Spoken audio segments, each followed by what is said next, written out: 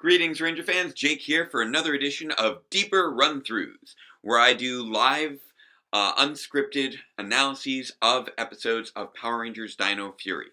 In this case, Power Rangers Dino Fury Season 2, the latter half as we are winding down and building up to the big premiere of Power Rangers Cosmic Fury next week. Welcome to everyone in the chat. Happy Friday, Sean. Good to see you. I hope that you are all doing well. I hope that if I have any other Jewish followers out there, that you had a good Rosh Hashanah last weekend, and will have a meaningful Yom Kippur this coming Monday/Sunday evening.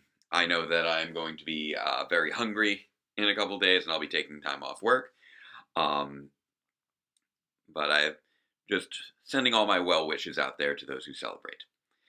Now, I know that there were some questions on Twitter before, but yes, this will be the last double feature for Power Rangers Dino Fury, and then next week we will be discussing the finale and getting into wrap-up thoughts on Dino Fury as well as predictions for Cosmic Fury. So, next week, do not come into that chat with any spoilers, because I am deliberately not watching Cosmic Fury until after the stream next week. So just giving you all that heads up. I know it's going to be premiering that same day, but I'm going to be waiting until after I do the stream so that we can see how good my predictions are without having seen it. Yo, Mr. Cool Guy Awesome. Hope you're doing well. So, without any further ado, we are going to be tackling episodes 42 and 43 of Power Rangers Dino Fury. That's episodes 20 and 21 of Season 2, The Invasion and the Truth.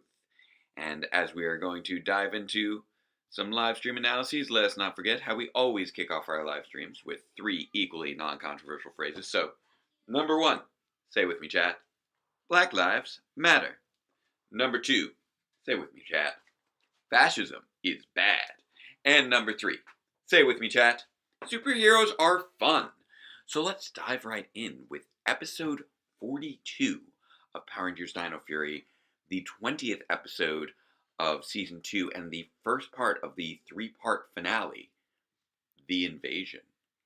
Now, I know that technically this isn't presented as a 3-parter. Arguably, this is really picking up where Bad Vibes ended, and there's really kind of that chain of each of these episodes end on a cliffhanger. But it definitely does feel like the end game of the series. This is really where things ramp up. It's not a 3-part finale in the same way as Journey's End or End of Time, where it was clearly noted as Part 1, Part 2, Part 3. But I think that we can all agree that this is really where the finale begins. These 3 episodes really form a cohesive whole in many regards, like most trilogy finales have. I can speak to the finale of Database Rangers Power Reviews, which is, knock on wood, coming soon, hopefully before the end of the year. And that's going to be one where each leads into the next, in a way that very much feels like a cohesive 1, 2, 3. Even though there's been a lot of cohesion already and a lot of arcs and a lot of episodes where one leads into the next. I know that 97, on my part, ended on a big cliffhanger. I know Bad Vibes ended on a cliffhanger, but it was a form of cliffhanger that tells you, okay, here is where it starts. And that's kind of a fascinating thing that we've encountered with more recent Power Rangers seasons. We no longer have the clear multi-parter like we used to. Each episode, for the most part, tends to have its own individualized name without the Part 1, Part 2, Part 3. In fact, reflecting back on it, I am trying to recall the last time we actually had an episode with a multi-part title. And I, has it really not been since Vrack is back? Was that the last two-parter? That can't be right. Was Vrack is back the last two-parter? I just realized that. It's been that long. Oh, wow. Well, Silver Lining was before Vrack is back. Vrack is back is later in Megaforce, in Super Megaforce. It's nice to see that you've been following the channel for a long time, Alana and Junior Epic. Hope you've been enjoying it. So getting into this episode itself, one thing I feel like I want to kind of get out of the way right away is that the premise behind this episode does feel contrived to a degree. We ended on a very big cliffhanger in the last episode, and before that cliffhanger gets a chance to be addressed, we have a whole new conflict introduced seemingly almost out of nowhere. It's definitely been something that is been set up for a long time, but in terms of the timing with which it occurs, it just feels very sudden.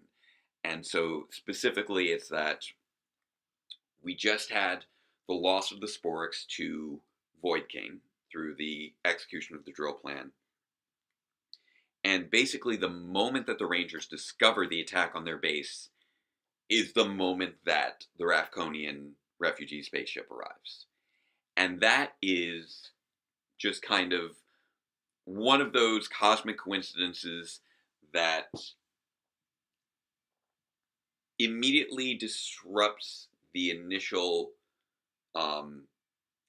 cliffhanger from the previous episode, but does introduce a very interesting new dynamic into the episode, which is newly released Sporix. Would have been a better means by which to execute that, simply by virtue of all the different moving pieces that are kind of necessary here. It's the question of, okay, could the Ravkonians have arrived sooner? Perhaps. But then we would have had to have been dealing with them as a threat immediately, and that would have taken prior, and that would have been the main conflict away from the Sporix. Or, what if they had waited a little longer? Well, then we wouldn't have had the reinforcements to be able to combat the Sporix. So this was definitely a storytelling choice where you kind of had to put contrivance aside. You had to take on the suspension of disbelief so that you could have the appropriate conflict that was necessary to move forward. There is no overcoming the Sporix without the Ravkonians arriving. There is no overcoming the Ravkonians' plans for colonization of Earth without the shared threat of the Sporix. Those two conflicts are deeply intertwined in terms of how they resolve one another. And I will say that I think that it probably could have been better set up to a degree, but the wow factor of the Ravkonians arriving and the just hit after hit after hit is basically what keeps you from dwelling upon that contrived circumstance.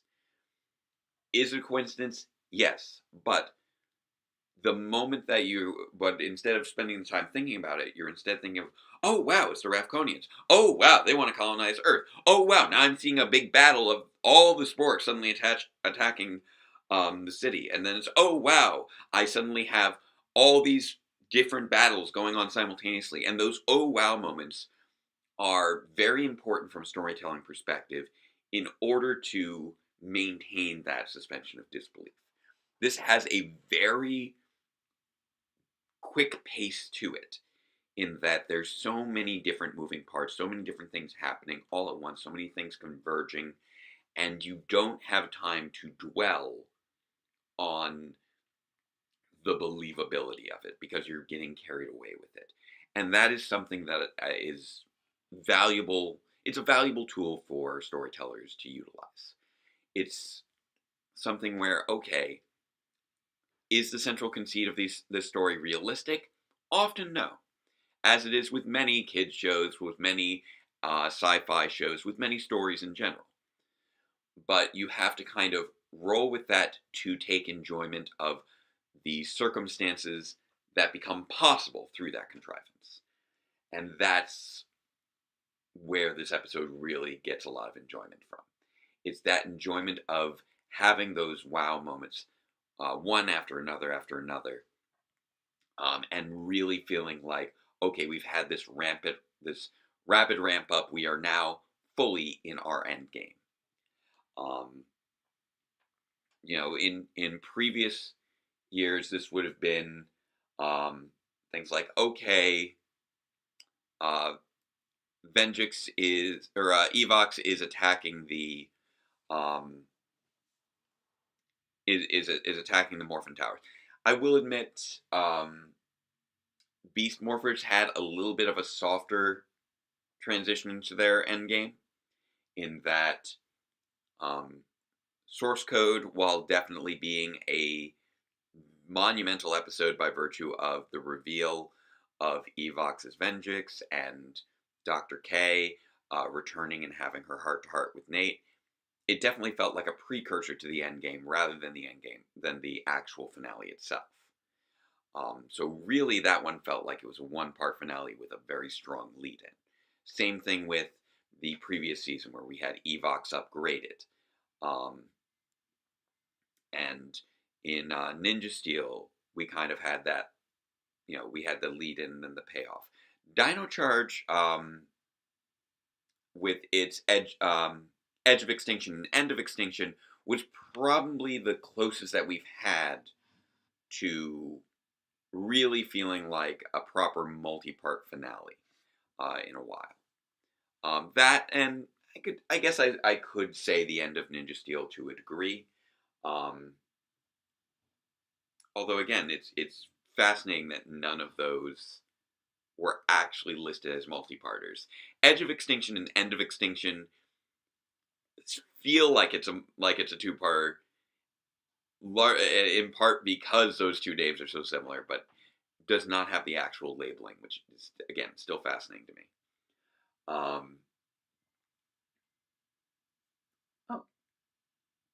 So I'm glad that you're liking Dino Fury, Alana.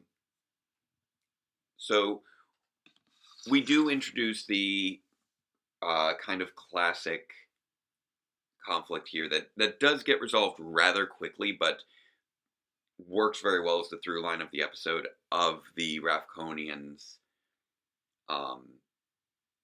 making their judgment on humans. That whole thing of Ravkonians know that humans are destructive does actually seem to make sense within the context of how they've been operating. I almost wish they had shown up first and then had a moment and then had some time to realize humans are destructive, and then we're able to grow away from that. But again, you would have missed some of the bam, bam, bam, bam, bam of the rapid fire of this finale if you had done that.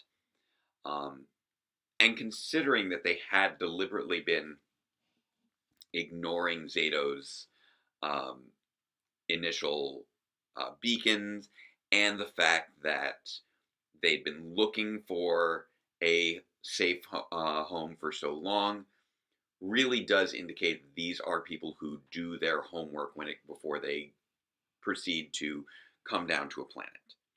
So them being aware of all the conflicts on Earth makes a lot of sense.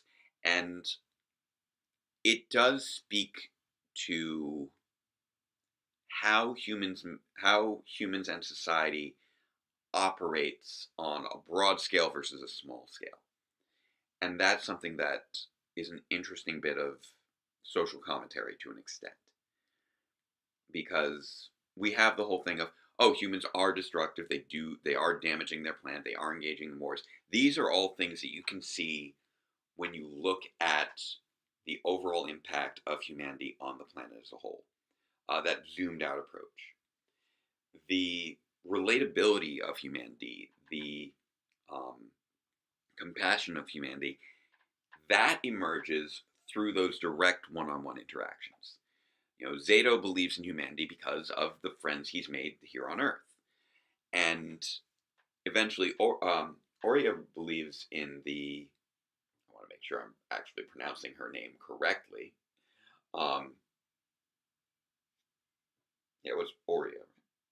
Yes. Um,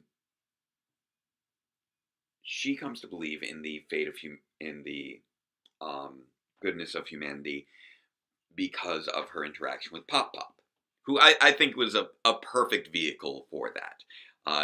Wholesome guy, worked well, tied well into the eventual reveal at the end of the episode, which I thought was, again, another just boom, boom, boom, boom, boom. We are moving, try to keep up kind of pace of this episode. But that really kind of relates to how humans function. Like, when you get right down to it, humans have difficulty interpreting their world on a global scale.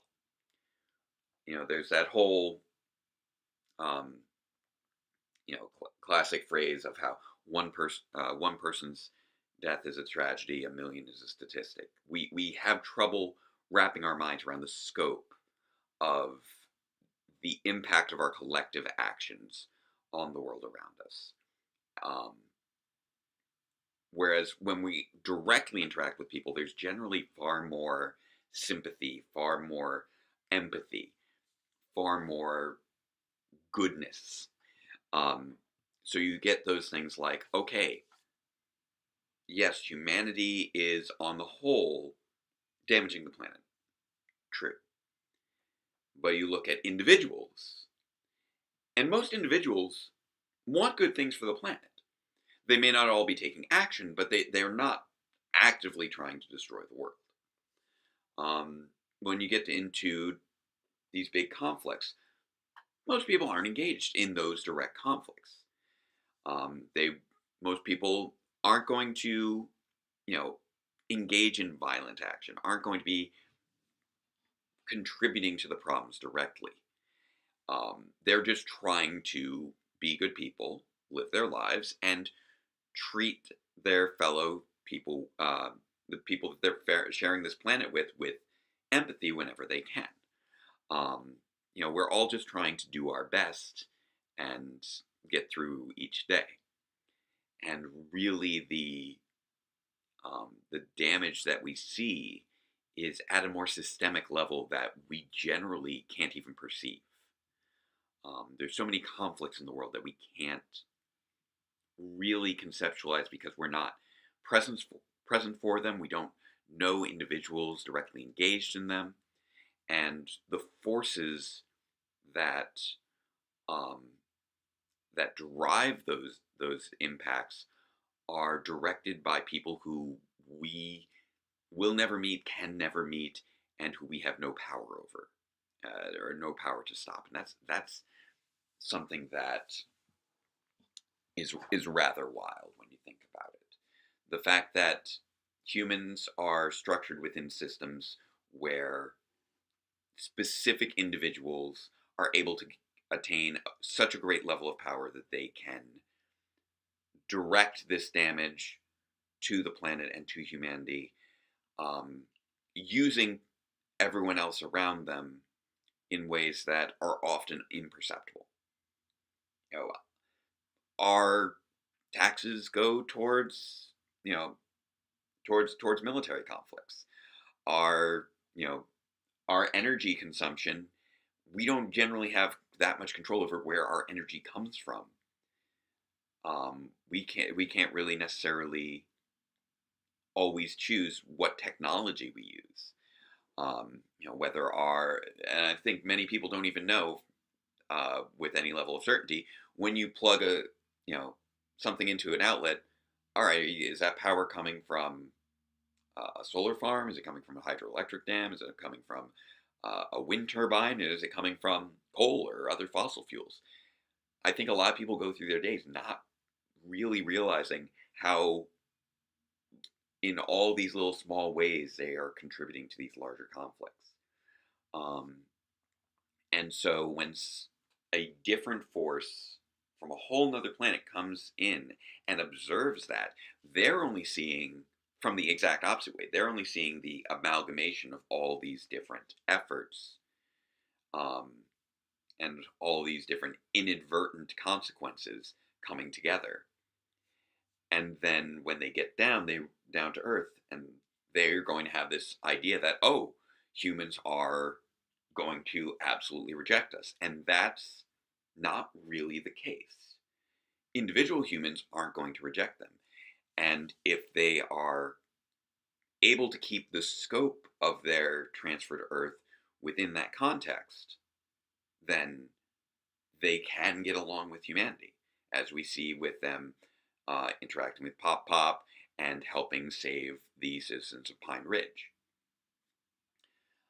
But if they were interacting directly with the levers of power, there probably would be a conflict there. There would probably be some level of conflict when it comes to um, this immigration of literal aliens to the planet Earth. And that's just such a that just opens such a fascinating line of thought and discussion. Like, how would humanity actually react to an and an alien immigration? Basically, these are alien refugees. They do not have a home. Their home has been destroyed, and they are looking for some place where they can be safe. They are literally alien refugees looking for a form of asylum. They've had to survive on their own for a very long time, and they're looking for some place that they can feel safe. Um, and I'm honestly proud of the show for going there with that idea. It is something that hasn't really been touched on too much, um, and I like seeing Power Rangers touch on issues like that. I'd love to see them be able to touch on issues like that more, and get children thinking about those broader scale issues to a degree, and learning that level of empathy early. Um, I think that's really where a lot of the value in children's programming comes from. Children's programming, in many regards, is how we convey the concept of empathy, and we internalize the concept of empathy to when it comes to extending it to people who we may never actually meet or interact with, because we need to see those models somewhere. And so many of us go through our lives in relatively homogenous environments and communities. Um, we don't always interact with people who are that different from us unless we live in a big city or unless we travel the world. Um, so many people just grow up in the suburbs or grow up in rural areas where people are very spread out, and you don't really get to meet people from all different walks of life outside of what you see in TV. Um, and so having that representation is obviously valuable for people who are different, who can then see themselves um, represented in positions in society that they wouldn't otherwise be represented in. But it's also valuable because it allows um, others, usually people who are, in the most dominant demographic of a culture, to obtain and better develop empathy for people who are different from them. So those are all things that I think this episode stirs up to a degree, although it's really just mostly in the underlying themes. Uh, and it's kind of fascinating how you can look at that at all these different perspectives. Thinking about how humanity would be viewed by someone outside of it. Thinking about that dichotomy between the individual and the broader systems, um, and recognizing that community is developed basically from the bottom up, not top down, which I think is kind of a wonderful thing there. The Ravkonians, if they had to directly interact with the politicians of the world, it probably would not have gone well. However, directly interacting with individuals who are genuinely interested in doing good work, that develops a that develops a much stronger impact for positivity and better shapes things for them to be able to move forward. I know I've really gotten on a whole um, on a whole thread with these themes. I hope you're finding that interesting. But I will also touch on all the other elements of the show, of this episode that's going on, because there's so much happening. I will say that I do love finally seeing all the Sporix being utilized all at once. I think that's great. It was something that I had always predicted was going to be the end game of the series once we realized that Sporix will always revive, that it was only going to be a matter of time until we saw them all revive at once. I think that ties in well with what's been established as Void Queen's special abilities and special connection to the Sporix, that she is able to activate them all at once, whereas before it had been very haphazard up until that point. It makes for a very effective attack on the city, even if it's ultimately, sorry, I'm just adjusting that, even if it is ultimately thwarted by the arrival of the Ravkonians. And I will admit that the defeat of the individual Sporix does feel a little cheap, as these things usually do whenever we have the big end game where all the monsters come back, like at the end of Jungle Fury or Ninja Storm. However, I do think that there are mitigating circumstances that allow for it to still work to a degree. Specifically, the fact that the Sporix energy has been siphoned away into creating Void Queen and Void King. That siphoning of the Sporix energy, I think, makes up for some of their apparent lack of escalation. Because we had established before that Sporix, after they're defeated, become supercharged. But that energy appeared to have been dissipated when they were when they used that Sporix energy transfer. Now, note that doesn't really apply to all of them. Characters like Clawful, who were just defeated at the end of the last or Clawfair, sorry, who were just defeated at the end of last episode. He should be already superpowered. He hasn't had any opportunity for his Sporix energy to be siphoned off. He should be more powerful than he was before. Same thing with all of the Sporix that were in the Ranger base. Those Sporix should be more powerful than they were before. The only thing that allows for me to, again, suspend my disbelief is the fact that the Ravkonians that they are fighting have 65 million years of development since the Knights of Ravkon. And over the course of 65 million years, I can believe that this species could develop weaponry that would put them on par with Power Rangers. They do not have Zords, which is basically the one thing that seems to put them at a disadvantage. They don't have the the battle armors, but their weapons seem just as effective, if not more so, than the Chroma Fury sabers. And we also don't know how many Ravkonians there are. We only ever see them in batches, so we really don't have a good idea of how many there are, beyond the fact that they apparently thought that they would be capable of conquering Earth, which suggests that there's a lot of them. Because it takes a lot of people to conquer a planet. And they did not think that they would be able to share the planet, um, despite the fact that Earth has a lot of real estate on it. Um, so that those are all things that I feel are the mitigating factors for the fight against the Sporix. Um, it is, however, just another one of the levels of suspension of disbelief that I wish wasn't so necessary in this episode.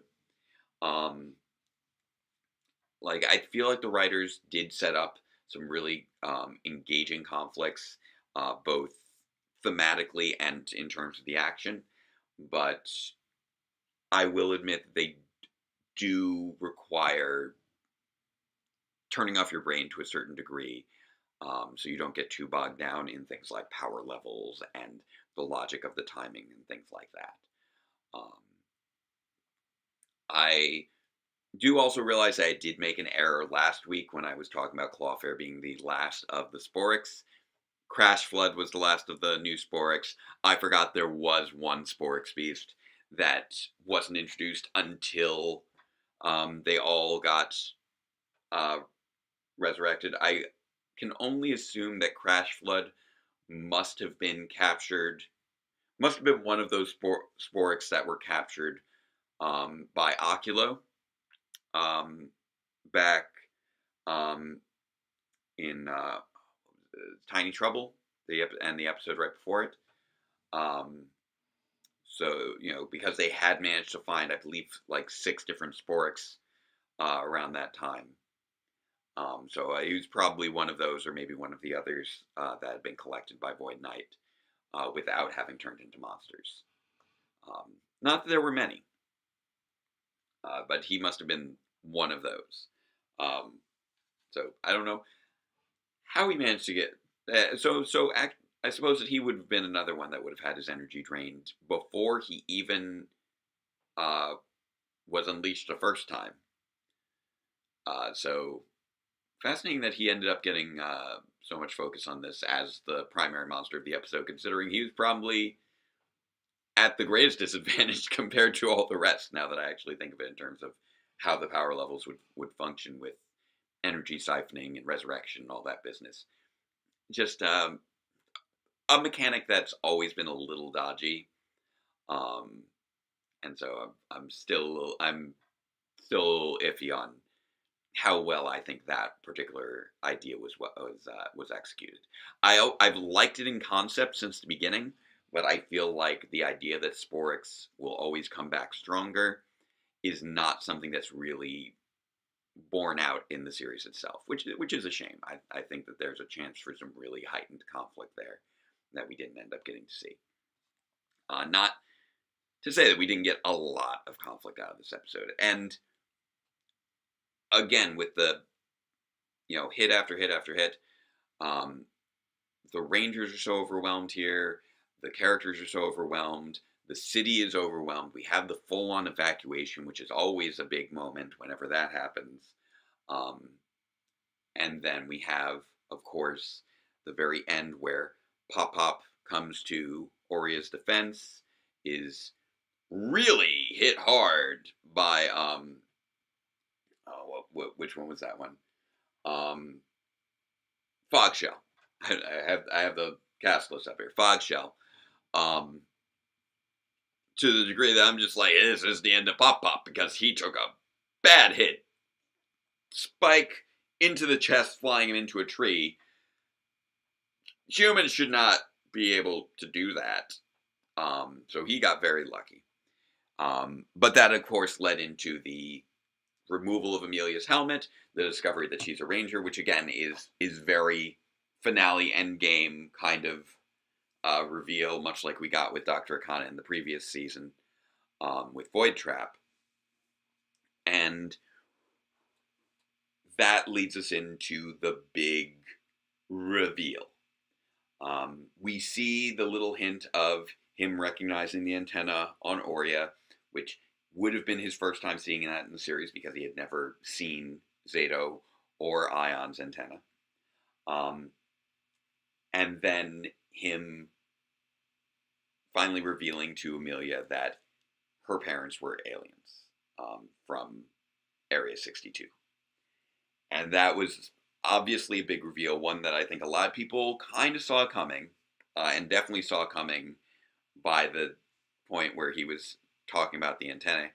But in terms of that reveal, I think we'll get into that as we get into the next episode. I've already talked about the invasion a lot, and outside of the issues with some degree of contrivance and suspension of disbelief, just great, strong episode in terms of really ramping up the stakes, ramping up the conflict, ramping up the pacing of everything. Almost too much. Which is why it seems a little contrived, because there's so much happening at once. But it all shockingly culminates in something that hadn't even been a focus of the episode until then, which was the reveal of Amelia being an alien. So with that, let's jump into that. Now, I realized that I had forgotten to do my little Netflix read off here. So with the invasion, a band of Rafconians arrived looking to colonize Earth, but the Rangers talked them into joining forces to stop the Void Queen's Sporix beasts. And now, switch over to The Truth. Episode 21 of Season 2, Episode 43 overall of Power Rangers Dino Fury, The Truth. As citizens flee in the wake of the Sporix Beast invasion, the Rangers find an energy cocoon created by the Void Queen that could destroy Pine Ridge. Again, both times referring to her as the Void Queen, which I just take great amusement in when it comes to the Netflix descriptions. So with The Truth, the second installment in what I refer to as the trilogy, because all three of these episodes start with the, we actually hit on a cold open for the first time since Beast Morphers, which is really unexpected.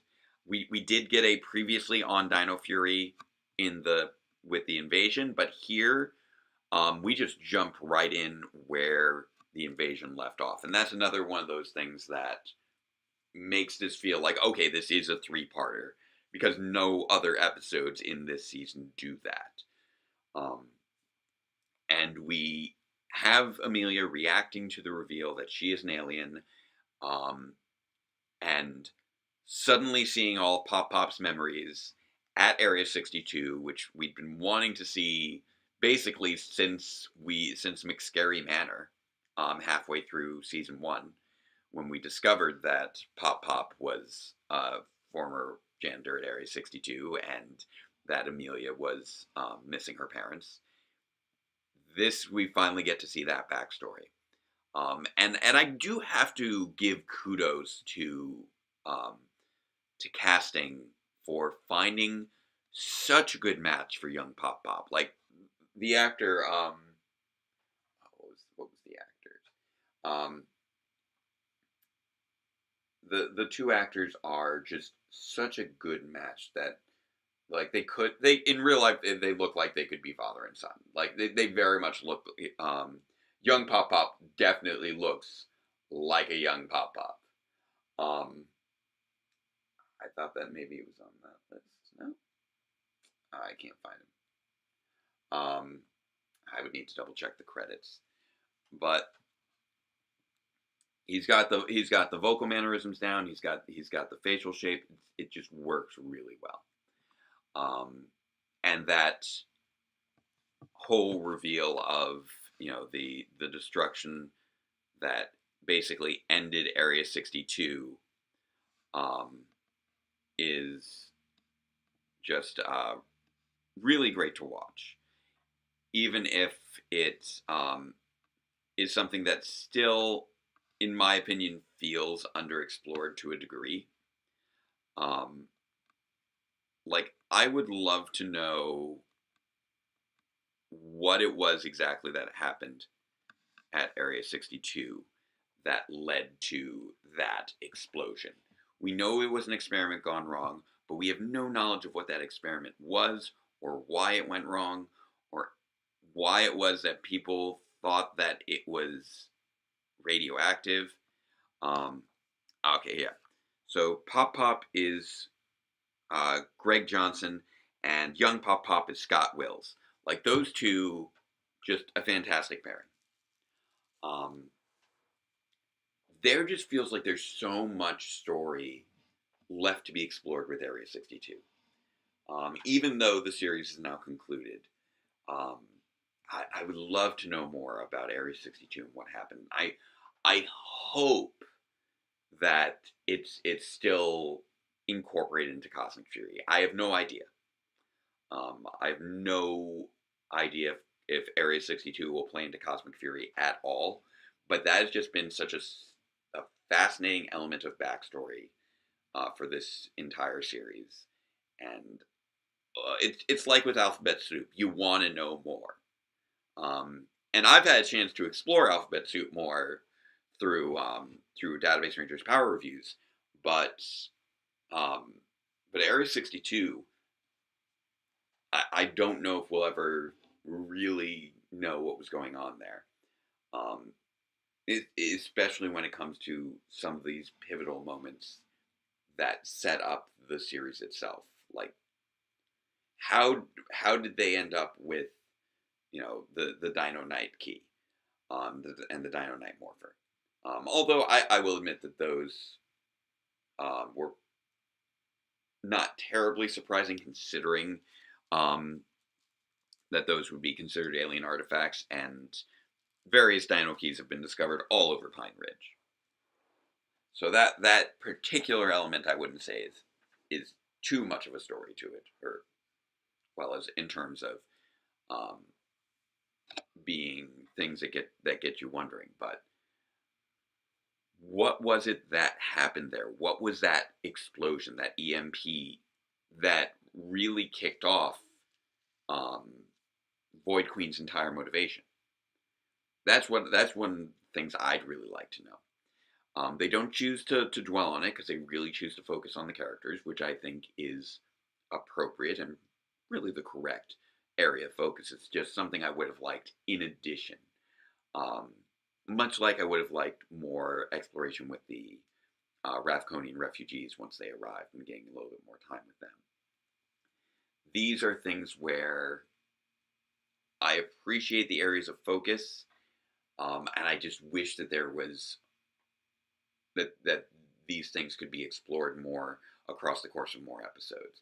But Power Rangers ultimately does need to serve that episode by episode structure to a degree, and you can't just have everything be the end game.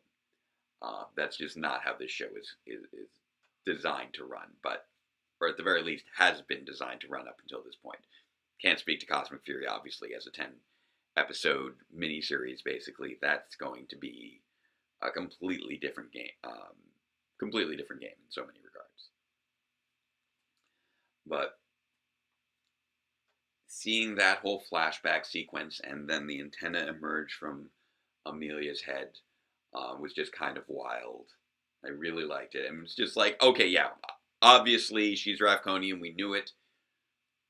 But the thing that really threw me off and kept me from solidly guessing that she and Tarek and Centaura were all Ravkonians from the beginning was that at no point was it conveyed before this episode that Ravkonians do not have their antennae out by default. That's one bit where I feel like the show did a bit of a sleight of hand with us to keep us from recognizing that that's how that race operates. Because the antennae, like when we first saw Zato, his antennae were out, if I recall correctly. and it always seemed like it took effort to retract them. But apparently, it takes effort actually to release them, which was um, something that I felt was unexpected. And it's really surprising considering that outside of Zato and Ion, every other Ravkonian that we've seen in flashbacks or in the present or in terms of imitators, um, with Slither in his premiere episode, always had their antennae out full time. We have never seen any Ravkonians that had been established as Ravkonians with their antennae retracted outside of Zato and Ion. And yet,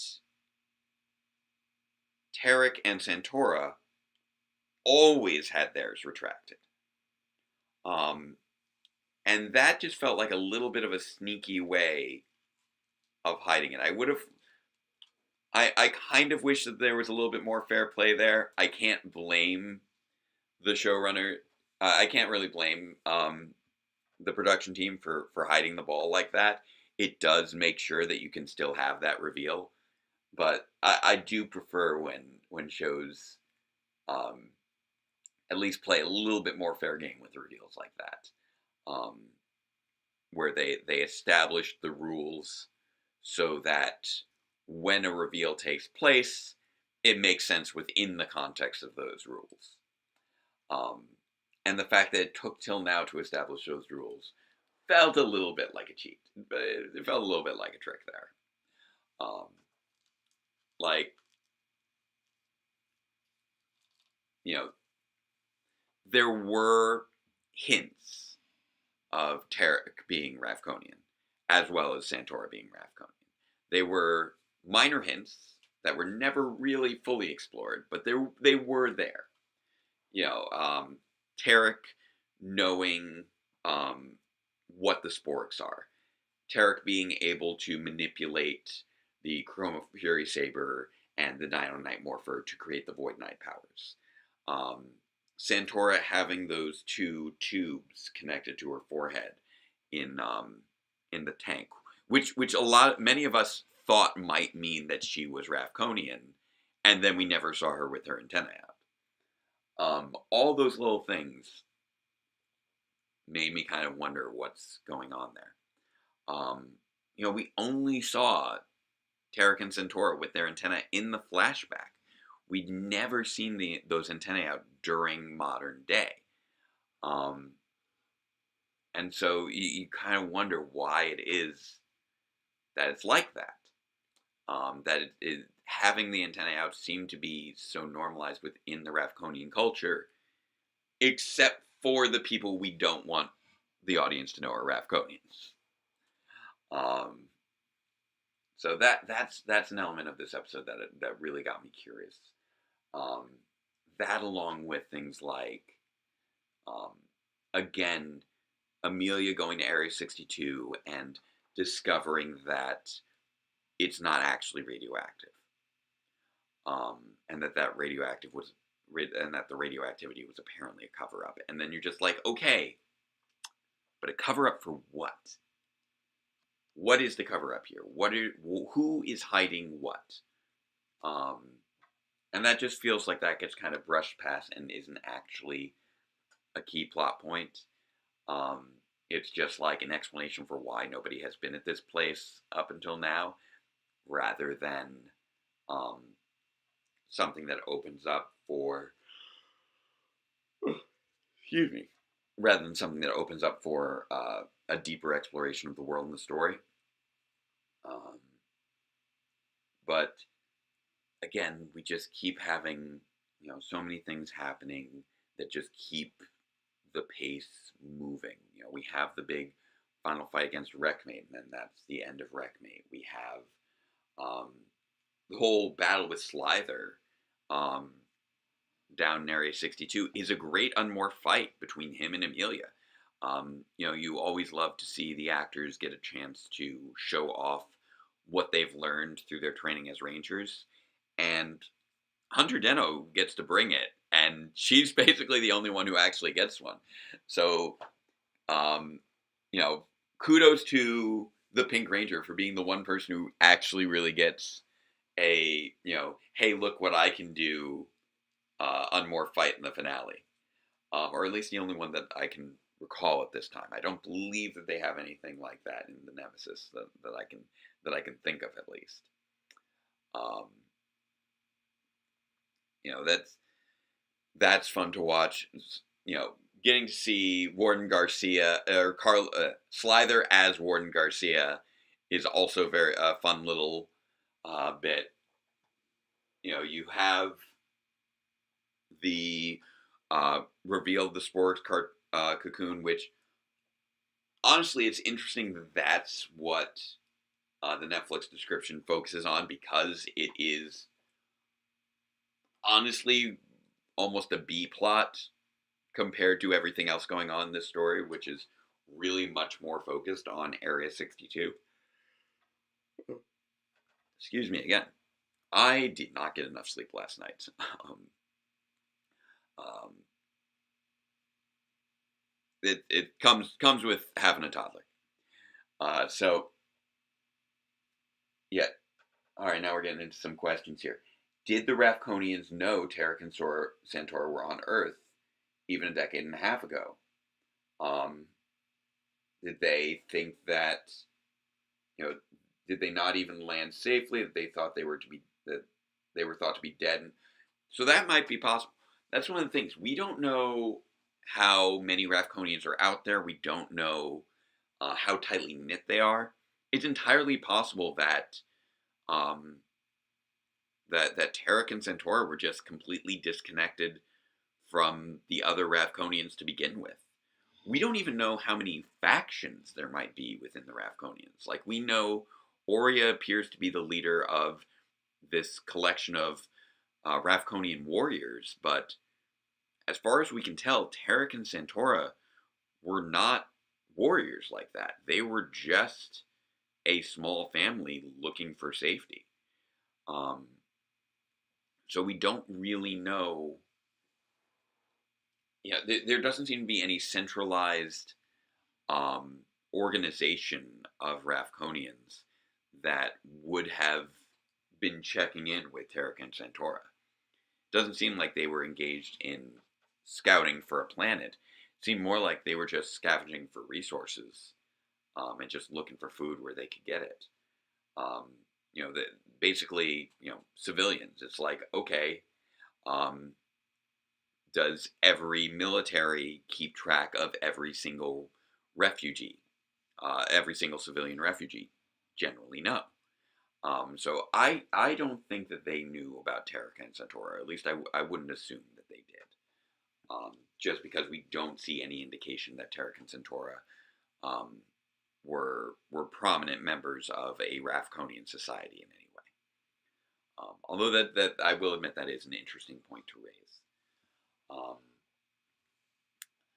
And although it is definitely a bit on the sappy, cheesy side, I will admit that I do like that it was set up how the Sporix energy influence could be dissipated, specifically with Void King reverting back to Tarek, because it was very similar to what we'd seen with Javi and Izzy in Bad Vibes just 2 episodes before.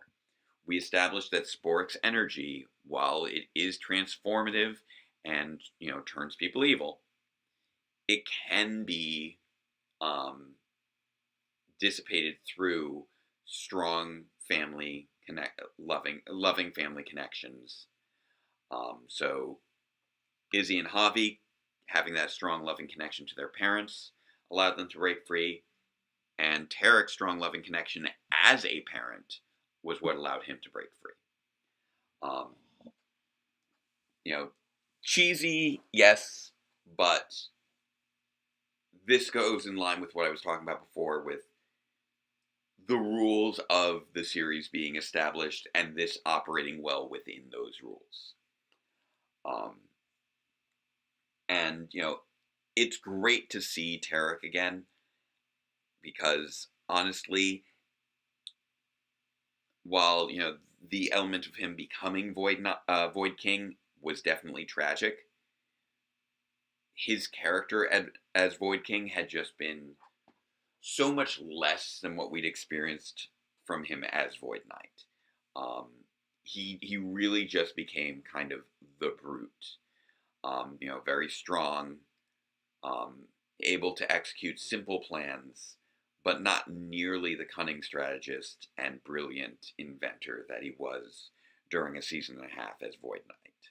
Um, so it's great to have him back. His character overall had just been a standout throughout so much of Dino Fury, and I love seeing him again, even if it's just for this very last bit of the end game.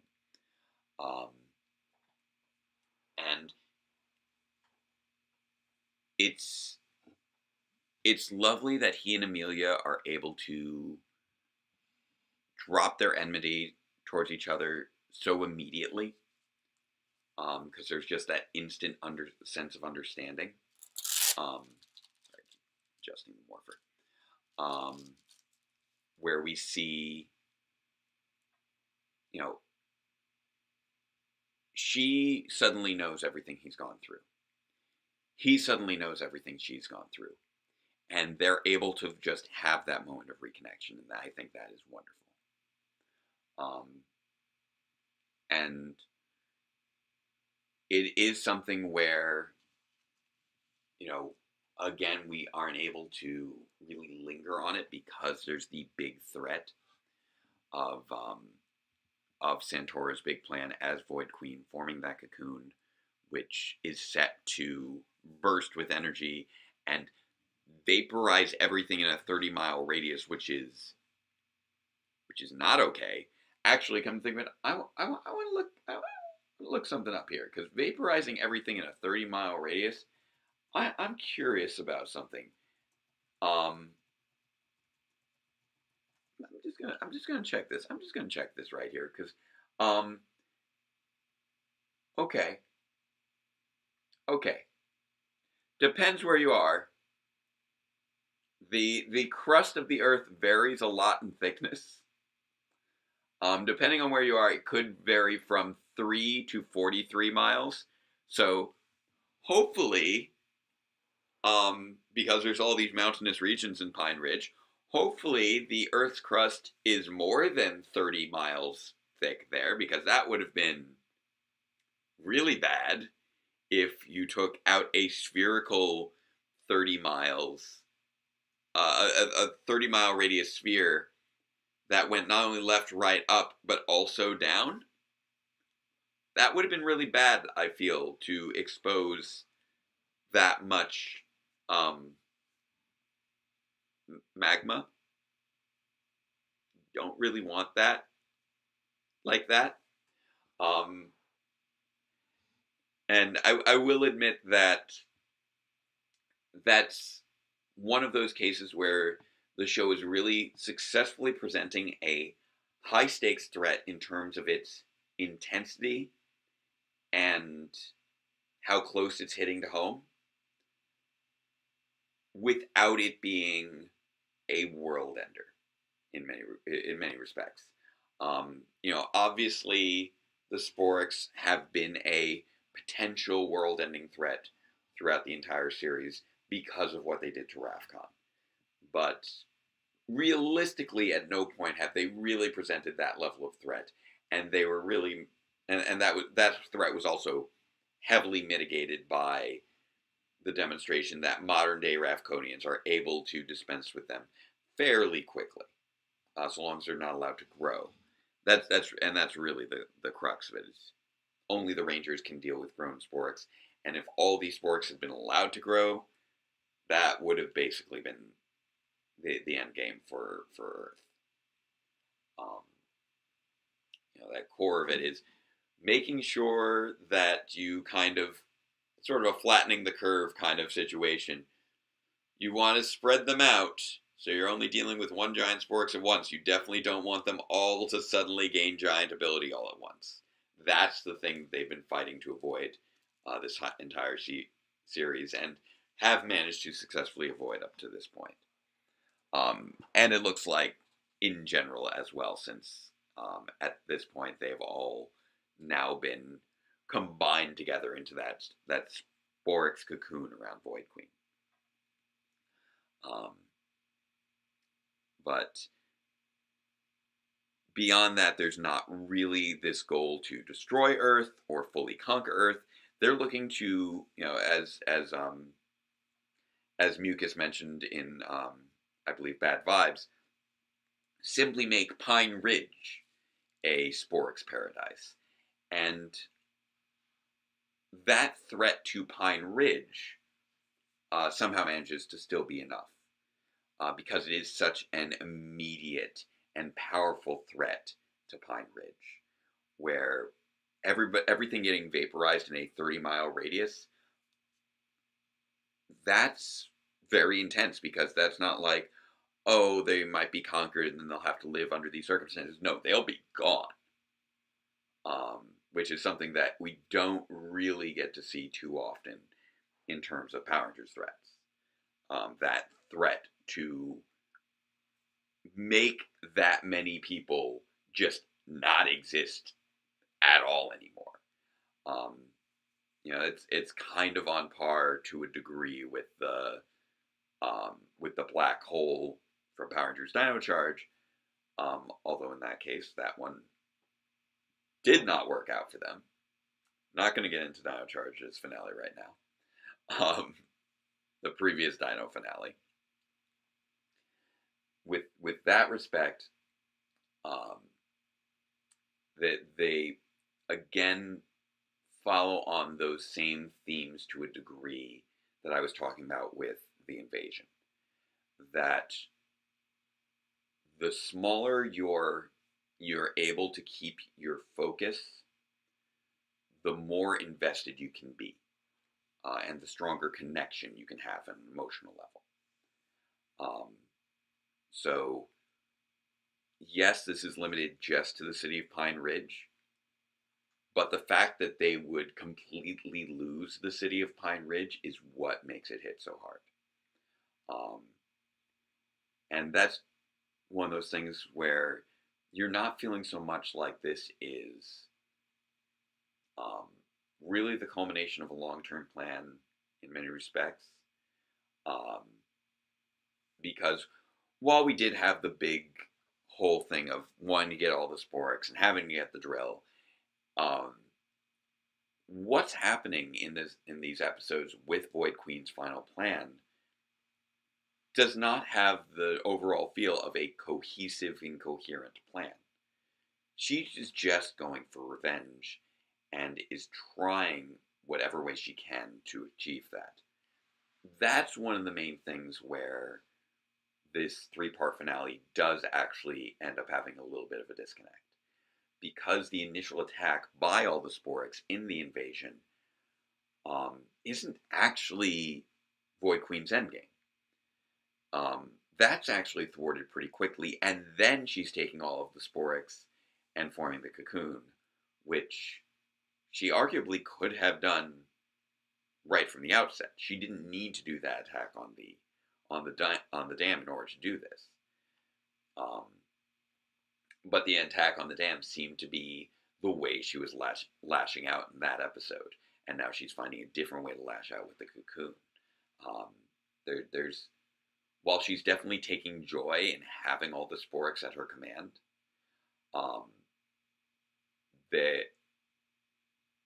she's still just acting out of this almost manic kind of rage at this point, where she's just like, okay, I couldn't beat you all this way. I'm going to try beating you all this way. Okay, I couldn't beat you all that way. All right, I'm going to blow you all up. I'm just really excited to have the tools at my command to end all of you. And that's where Void Queen is. And I feel like that's what has made her an effective villainess, when we get to lean into that. Which we haven't really for most of this stretch of episodes. That sort of unhinged aspect of her, we did get to touch on when she was first introduced during the first half of season 2, but with the second half of season 2, with her being a little bit more reserved in her plans and having things like, you know, cursed wishes and then the slow obtaining of the drill, um, that um, almost petty brutality of Void Queen hadn't really gotten a chance to be explored. And that's what I feel like we get to see again in this episode, and the episode before. And that's what makes her work so well as a villain. That's what I like about her as a villain. Even if she's not always really thinking things through, that's still part of the appeal. And they really emphasize again how the sporks have imprinted on her as their mother. Like she's been playing into that this whole season, and we finally actually get to see why in this episode. Because she is a mother. She is a mother who lost her child. And that is world-ending in and of itself. That is just something that is, you can't even imagine what that does to a person. And upon that reveal of this is what the humans took from her, and feeling that's where suddenly you can understand why she took this road. It is a road of vengeance fueled by a mother's grief. And that is really, I think, what sets up the finale of this series really well. That grief and loss is actually at the center of so much of the story. And that the heart of it is rediscovering that lost family, and while at the same time finding new family. It's something that I really liked about Power Rangers in Space, and it's something that I think is a real strength of this series as well. And it is something that I think Power Rangers has leaned into many times over the years, and has been a thematic strength for the franchise. This idea of characters discovering family through being Power Rangers.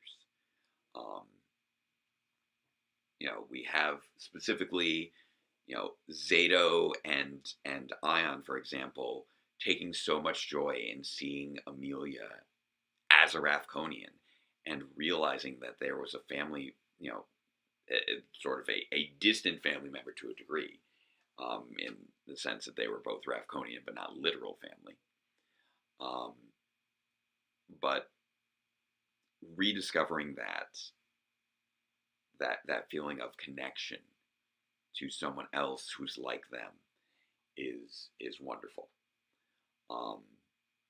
And her having slowly built up these strong connections, especially her relationship with Ollie, her duties as a ranger,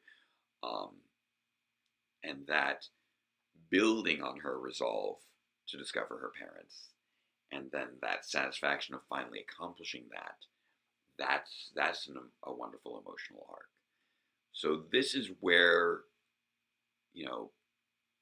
the ethos of the series really starts to crystallize.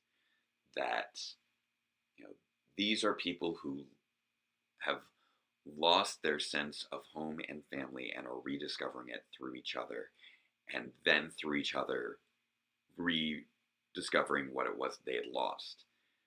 Zato and Ion get to rediscover the Ravkonians, and Amelia gets to rediscover her lost family, with the support of her new family to guide her through. And that's just a classic kind of story that I think really works here. Obviously, as I've said before, I have seen the finale, but I feel like further discussion of those themes should probably wait till then. Um, there was a lot of stuff that happened here. Um, just like in the previous episode, we got to have, some great moments. Um, it, I will admit that the destruction of Wreckmate, after all this time, does feel a little rushed and arguably anticlimactic. Yes, he was destroyed by the Primal Ultra Zord, which is their most powerful Zord, but at the same time, that dude just keeps coming back. But this just happens to be the time that he actually is defeated. And to a certain degree, it felt kind of similar in the source material with Ryusoldier as well. But it's a shame that that character didn't really ever get a strong send-off, which seems to be unfortunately the case with a number of the robotic generals.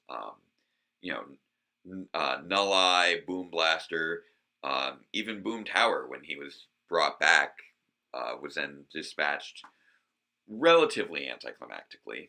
But those were again all things that were arguably issues with the source material. Those generals, if I recall correctly, were also dispatched with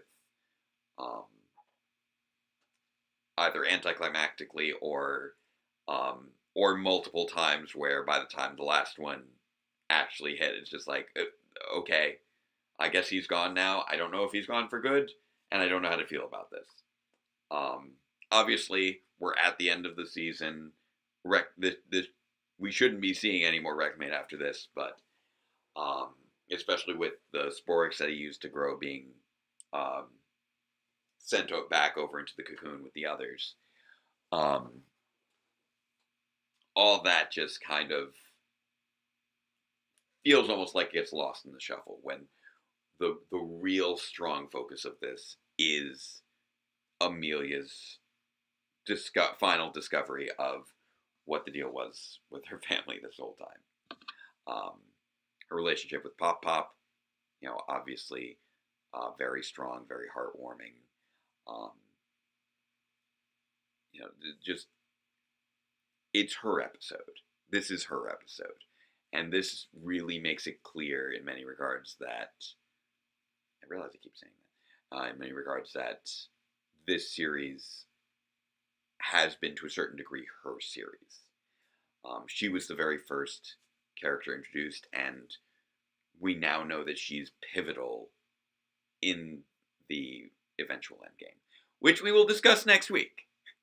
As we know, the threat to the city is coming on strong, and we, next week, can jump into the final episode of Power Rangers Dino Fury with the Nemesis. These last few weeks have really flown by. It's hard to believe that, I've now discussed 10 out of the 11 episodes. And then next week, I'll be wrapping up my thoughts on Dino Fury, and the week after we'll be starting Cosmic Fury, and then that I'm sure will also be a quick 5 weeks. Oh my god, this year is moving so fast, and I have so much work to do. 98's getting there. I have a lot of work to do. A lot has been. I believe I've got almost everything I need. But I'm still working on like the final scene of 99 and some final scenes for 100 in terms of filming. But the 98, that's going to be a big one. We were talking before about how everything seemed to hit at once with the invasion, and that's the kickoff of the 3-part finale. Yeah, that's basically what we're looking at here. It's been been a long, crazy road.